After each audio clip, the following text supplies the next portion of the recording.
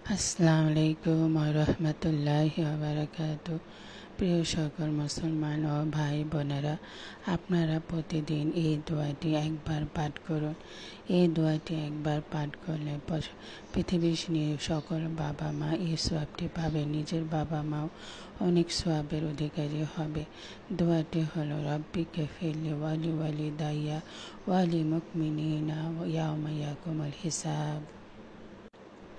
রব্বি গফিরলি ওয়ালি ওয়ালিদাইয়া ওয়ালি মুমিনিনা ইয়াওমা ইয়াকুমুল হিসাব।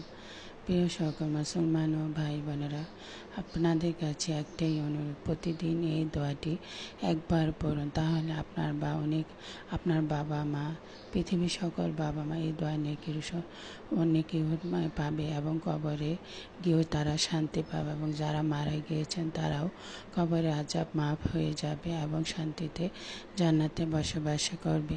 দোয়াটি হলো রব্বি গফিরলি ওয়ালি ওয়ালিদাইয়া ওয়ালি মুমিনিনা ইয়াওমা ইয়াকুমুল হিসাব।